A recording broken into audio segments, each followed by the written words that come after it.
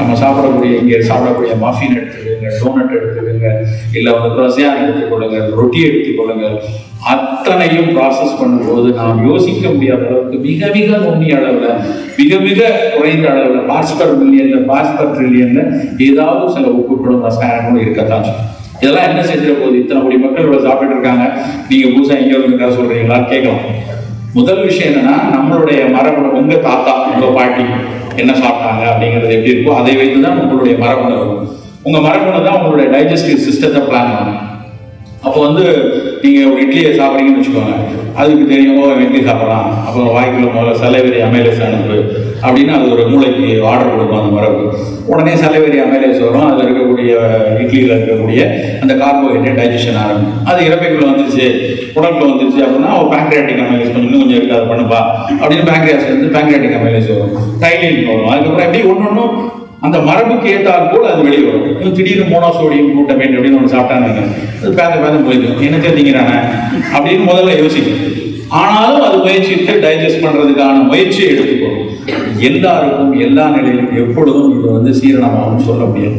ரொம்ப parts per ட்ரில்லியனா millionaire எங்கேயாவது ஒரு இடத்துல அது போய் ஊட்டிக்கிட்டு இருக்கலாம், எங்கேயாவது ஜீரணிக்காமல் போகலாம், வேறு ஏதாவது ஒரு விளைவுகளை கொடுக்கலாம். அப்படியாக வரும்போது அந்த பிழைகள் மிகப்பெரிய நோய்களாக வருவதற்கான வாய்ப்புகள் சாத்தியம். இன்னைக்கு நவீன அறிவியல் உலகத்துல எபிஜெனட்டிக்ஸ் அப்படின்னு ஒரு துறை வளர்ந்து கொண்டே இருக்கு. ஒரு காலத்துல என்ன சொன்னாங்கன்னா, ஜெனட்டிக்கலா ஒரு சேஞ்ச் வரணும்னா மில்லியன்ஸ் ஆஃப் இயர் ஆகும், அதெல்லாம் நீங்க நினைக்கிற மாதிரி டக்கு டக்குன்னு ஜீன்லாம் வந்து மாறிடாதுன்னு ரொம்ப ஆர்கியூ பண்ணிட்டு இருந்தாங்க. இன்றைக்கு எபிஜெனட்டிக்ஸ் துறை என்ன சொல்றது அப்படின்னா, ஒரு சில ஆண்டுகள்ல கூட இந்த நம்மளுடைய மரபணுக்கள்ல உராய்ந்து அது ஒரு சின்ன பிழையை ஏற்படலாம், அது வந்து சில நேரங்களில் உயிர்ப்படையாக கூட மாறலாம் அப்படின்னா. அப்படியா வந்து நம்முடைய மரபு பழக்கம் இல்லாத உணவுகள் எப்பொழுதுமே 1% பாதுகாப்பு இல்லாதது. அந்த 1%க்குள்ள நாம இருப்போமா, நம்ம குழந்தை இருக்குதா நமக்கு தெரியாது.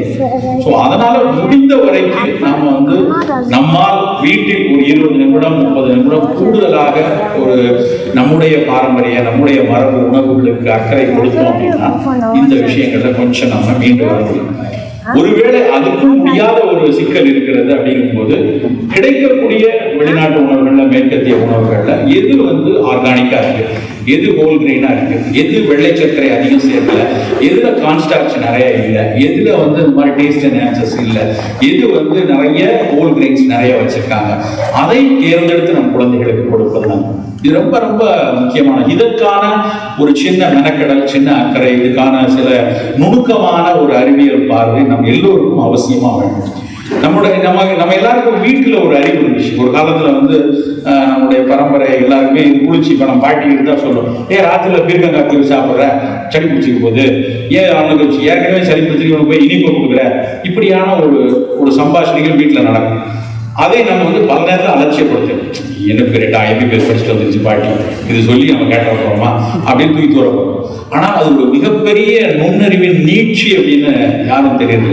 ஆனா இன்னைக்கு இருக்கக்கூடிய இதுல பல பேருக்கு வந்து ஒரு அறிவு இருக்கு, அது ஹை கலோரிப்பா வாங்குறப்பா, இதுல வந்து லோ கிளைசிமிப்பா, இதை எடுத்துக்கோப்பா, இதுல விட்டமின் D3 இருக்கு, இதுல ஃபைபர் இருக்கு. யாருமே இதுல பெரும்பாலானவர் நியூட்ரிஷன் படிச்சிருந்தது இல்லை.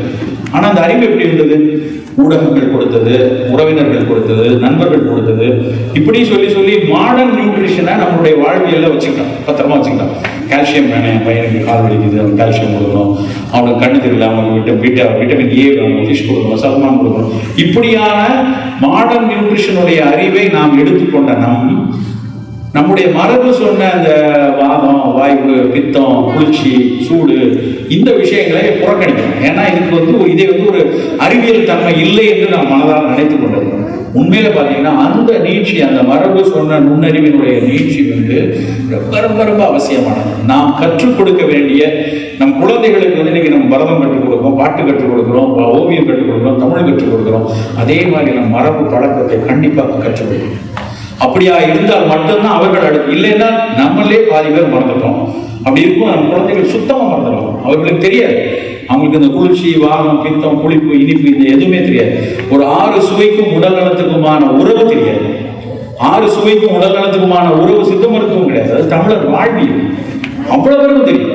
நீங்க இவர்கள் வயதை ஒட்டி எத்தனை பேர்கிட்ட கேட்டாலும் சொல்லிடுவாங்க. யாருக்கெல்லாம் படிச்சிடறாங்க, கிழங்கு சாப்பிடாத வாய்வு உண்டாகும், வாழைக்காய் சாப்பிடாத வாய்வு உண்டாகும், இனிப்பு நிறைய சாப்பிடாத சளி பிடிச்சிக்கும், புளிப்பு சாப்பிடாத மூட்டு வலி அதிகமாகும், இதெல்லாம் வந்து வாழ்வியலோடு ஒட்டி வந்துச்சு.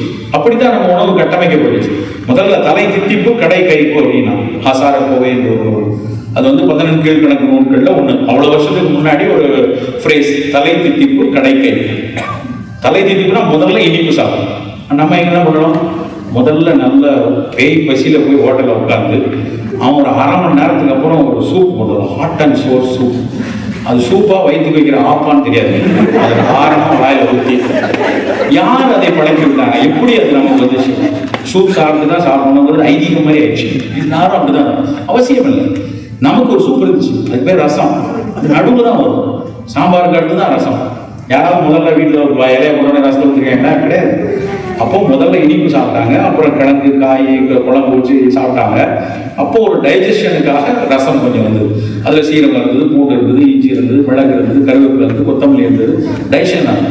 அந்த டைஜஷன் சிஸ்டம் நடக்கும்போது சின்ன சின்னதாக வயிற்றில் புண்கள் ஏற்படும், சிரமங்கள் வரும். அந்த வயிற்றில் ஏற்படக்கூடிய புண்களும் புண்மமும் சிரமமும் மாறணுங்கிறது தான் கடைசி மோர்ச்சோறு. அதுக்கப்புறம் மோரெல்லாம் முடிச்சு கடைசியாக கசப்பும் தோற்பும் உள்ள தாம்பூலத்தை கொடுத்தான். கடைசியா கைப்பும் தோற்பும் இருக்கிறது தாம்பூலம். அப்படியான ஒரு திட்டம். இதை படித்தவர்களுக்கு வந்து ரெனின் தெரியாது, பெப்சின் தெரியாது, டைஜஸ்டிவ் சிஸ்டம் தெரியாது. அவர்களுக்கு தெரிந்தது ஒரு அனுபவமாக, இப்படி சாப்பிட்டால் இந்த குழந்தை சிறப்பாக இருக்கும், இப்படி சாப்பிட்டால் இந்த சீரணம் சரியாக நடக்கும், இப்படி சாப்பிட்ட பல கூட்டத்துக்கு நோய் வருவதில்லை அப்படிங்கிற அந்த அனுபவ அறிவியல் ஒரு நமக்கான உணவை திட்டமிட்டு சரியாக்கி நமக்கு கொடுத்தது. நம்ம எவனா வந்து இலைய போட்டு சோறு சாம்பார் ரசம் இப்போ கிண்டலா பார்க்குறாங்க. இலைச்சோறுனா தின்னுகிட்ட குடும்பம் உங்களுக்கு இப்படி திங்கிறான் அப்படின்னு. ஆனால் நம்மளுடைய உடல் உழைப்புக்கு அப்படித்தான் நம்ம சாப்பிடணும். இன்றைக்கு நமக்கு அப்படியான உடல் உழைப்பு இல்லை. நம்ம அதுக்காக அப்படி ஒரு சட்டி சாதம் சாப்பிடணும் அவசியம் கிடையாது. ஆனால் அதை கொஞ்சம் சீராகலாம். இன்றைக்கு ஒரு நாள் சாப்பிடணும், ஒரு கப் சாதம் சாப்பிட்டாலும் அதை இப்படி பிரித்து சாப்பிடலாம், கொஞ்சம் குழம்பு. ஆனால் கண்டிப்பாக முதல்ல தித்திப்பு சாப்பிடணும். முதல்ல தித்திப்பு வேணுங்கிறதுக்காகத்தான் முதலில் பழங்களை கொடுத்தாங்க. பழங்கள் முதல்ல நம்ம சாப்பிடணும். இன்னைக்கு டெசர்ட்னு அதை கடைசியாக சாப்பிடணும், ரொம்ப தவறானது. நீங்கள் சாப்பிட்ட உடனே இனிப்பு பழங்கள் சாப்பிட்டா சர்க்கரை கூட தான் செய்யும், வேற ஒன்றும் பெனிஃபிட்டும் கிடைக்காது. அந்த பழங்களுடைய பயன்கள் முழுமையாக வரணும் அப்படின்னா அது ஒரு பழமாக இருக்கணும். நிறைய இந்த காக்டைலிங் ஆஃப் ஃப்ரூட்ஸே தேவையில்லை. ஒரு பழம், அன்னாசி பழமா இல்லை பப்பாளி பழமா, கொய்யா பழமா, அவகோடாவா, எந்த பழமா இருக்கட்டும், முதலில் அந்த பழத்தை வந்து ஒரு 2 பழமோ ஒரு பழமோ சாப்பிடணும். ஒரு 10 நிமிடம் கழித்து நம்முடைய சாப்பாடு சாப்பிடணும்.